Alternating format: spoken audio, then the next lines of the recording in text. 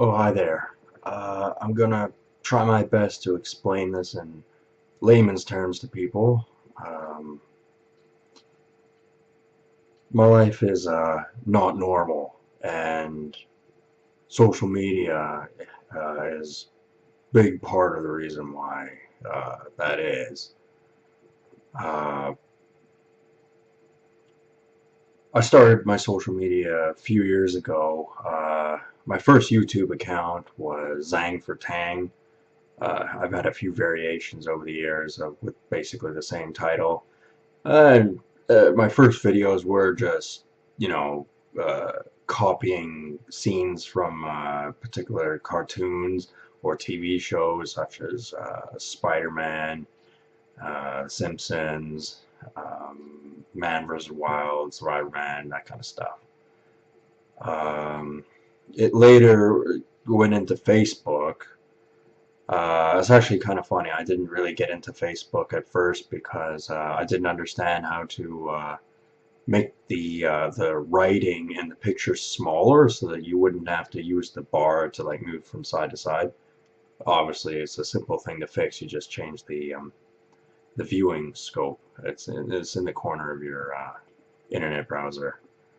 Anyway, so for a number of years, I had a Facebook account where I flipped up, movie clips, mostly from YouTube and things like that.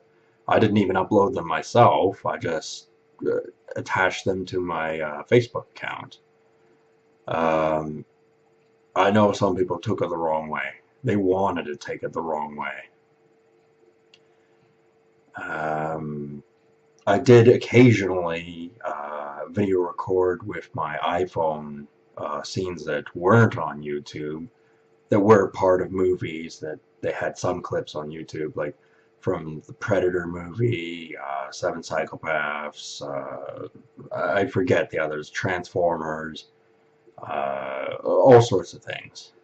So a little bit of pirating, but I'm a man with hundreds and hundreds of DVDs. I think I can pirate, 2 minutes worth of media and put it on my Facebook. Don't think that should be that big a deal. Like, come on, people. Anyway, um, yeah, it put me on the outskirts of going to hell on earth because there are some people who wear, white coats and business suits and are in positions of power that they are very serious people and quite intimidating, really. I mean, that in itself, the stuff I put up is like it's nothing, man. Like, uh, it's everyday media. But as I said, some people prefer to take it the wrong way. And I did that for a number of years, and I didn't get much interaction from anybody as far as, you know, people getting on my friends list or communicating with me through Facebook forums. Uh, Later on, I did make a YouTube channel from before, which had about 20 videos on it. They were okay. Some of them are still on my computer, actually. I could upload them, I guess. They're from years ago. Um, I don't know, I might do that in the future. That one I closed down because I didn't think they were that good. Anyway, I started making videos just over a year ago, probably about 15 months ago. I started making videos, and I talk about all kinds of things. And I know from someone from the outside looking in, if they got a degree in psychiatry and things like that, then they may notice certain things about my behavior uh, that I don't know the words for. I didn't go to school to it. I don't know. And you may go, well, what makes you think someone like a psychiatrist or just someone with that kind of power is actually watching your videos? Well, as it were, I I basically poked mental health on Facebook, and I attached my YouTube channel on my Facebook for months and years. Sometimes it'd be off, sometimes it'd be on, but for the most part, it was on there. And I would just, I send up a few memes, like comic book guy memes, like worst ending ever, Willy Wonka memes, and other things. And they figured, well, this guy is posting imagery from horror movies. He's in mental health. He was an involuntary patient. At the time, I was an involuntary patient. We can sort of do a variation on some sort of experiment on him. And if he brings this up as a possible concern of his, we'll just dismiss it and accuse him of being paranoid, and therefore have ammunition to convince him, or try to, that he's mentally unwell and needs to be on this medicine. The thing is, these people are hardcore. Like, you barely have to do anything. If they have the opportunity, they're going to take full advantage, and they're going to walk all over you. 4 years I've had a sore throat. And it's not just like, oh, it's a little rough, feels a little dehydrated, whatever. No, this feels like, well, I've used the term Darth Vader having the choke grip on you. Oh yeah, it's like that. And there's some days where it feels like my whole throat has just been crushed. And I've gotten no explanation from anybody as to why exactly that is. And they haven't done much in the way of tests and things like that. And like the few tests they did do, it was just like, oh, we're just doing this as, kind of like because we have to do something kind of thing. Like their heart wasn't in it, because they knew it was. They knew it was the medicine I was taking. They took one look at my file and went, "That this is what it is, and it's not life-threatening. And we're going to see how the psychological conditioning that we put him through by, him taking this medicine, them not telling me anything about the medicine, and we'll see how he behaves." Because for the longest time, they would say it's the alcohol causing your sickness, but that's not true. I went months and months without alcohol, plenty of water, all the right things, didn't get better. And then there'd be some days where I would drink and it wouldn't be bad, and there'd be other days where I didn't drink and it would be bad. I was just being straight up lied to. I don't understand the biological aspect of why it is certain things. I just don't get it. But it's not only that. It's not only that there's this black hole that exists not far away from me that wants to pull me in and, fuck me up real bad. Like, let's get one thing straight. I've barely been in a hospital. Like, I was in there for like over 6.5 years. I was there for maybe a month. That's nothing. Like, I ran into a guy in there who was in there for, he didn't even know how long he was in there for. I think I might have actually brought this up in another video. I forget now. Anyway, the thing is, this is quite intimidating. I have to live with this all my life. Because I don't think these assholes are ever going to go away. That's my honest opinion. Because I outsmarted them. I didn't do anything wrong, despite what they want to think. Because it's easier for them to think that. They especially don't want to think they were ever wrong about anything. Because here I am, some country bumpkin, on a glass of cider. And here I am, and they look like total chumps. I know they're there. And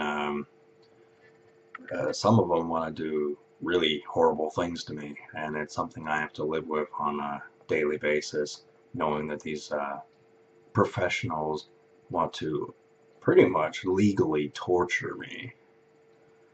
Um, so there's that, but that's just one aspect of it.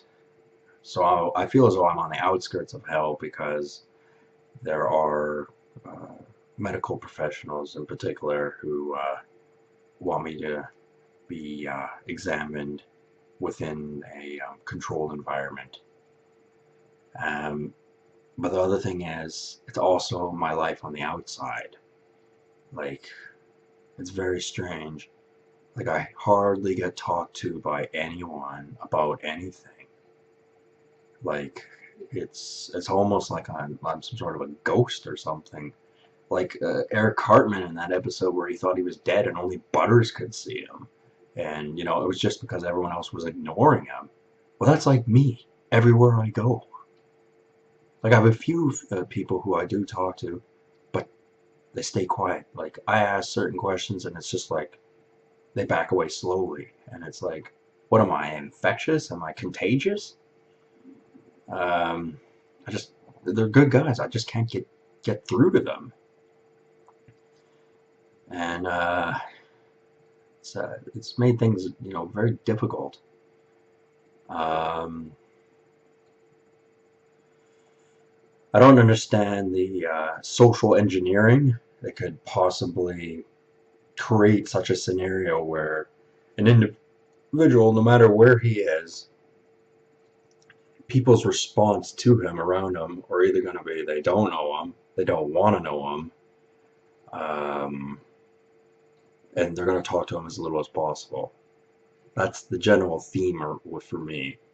Like, even when I was in the States, it was like just this aura of like everyone around me was avoiding me. And I don't understand the sociological aspect of it. I don't know how they could do that. I don't know how they can like create that. And you can't explain that to them, or else they'll just go, well, you're being paranoid and things like that. But I know there's something that isn't legitimate. Something's not right. Something is wrong. And it's not because I didn't have a shower and I got body odor. That's not the reason. It does seem far-fetched that it's so widespread that I literally can't go anywhere, and people are just programmed to have as little dealing with me as possible. And the few people who do are obsessive compulsive about how they talk to me. It has to be a certain way, and only certain things get talked about, and that's the way it is. Even guys I've known for like 10 years, it's still the same thing. And like, what do they want from me?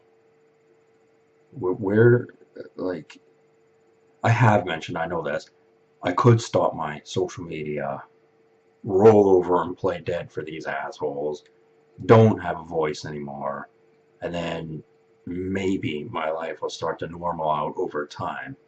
But there's no guarantee of that. There's no guarantee of that happening no matter what I do. Uh, and besides, I don't think I'm at the disadvantage, despite the impediments they've given me, particularly the sore throat, particularly the fact I have no one to talk to, particularly the fact that I have to live with the fear that there's this organization out there that doesn't like me, and I have to live with those facts. But my throat will get better, and when it does, I'm going to get physically healthier. I'm going to be able to contribute more to my videos and make higher quality videos. And those bastards aren't going to win. I don't exactly see everything for what it is. It's always like a shroud, like a mask to keep things blurred and vague. And it's hard to figure things out, and I don't get any definitive answers out of anybody about anything, ever. Uh, Yeah. So, I know people who really don't like me, watch my videos, and have harsh things to say about me, for whatever their reasons are. They don't like me. I don't even know who they are. I don't want to know who they are. I don't care who they are. They're nobodies. I don't care if you got a fancy job title or whatever, or you're an esteemed member of society. If you don't like me and you want to cause me problems, you can fuck off. And yeah, I don't know. Got a lot of ideas for the future, and I think I can make this YouTube channel successful. Gonna take a bit of time. It would really help out if the sore throat went away. I've had it 4 years now.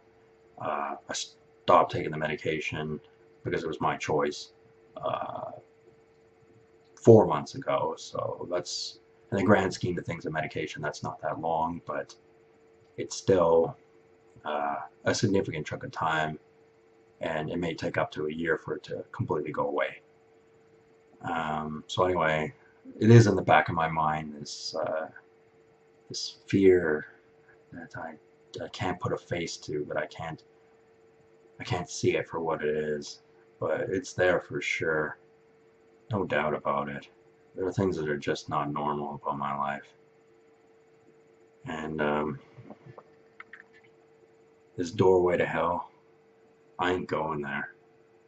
And I know that there are people who are inhibiting me from living the life I want to live, and they think they're so smart because, for whatever reasons, uh, they're not going to win. Anyway,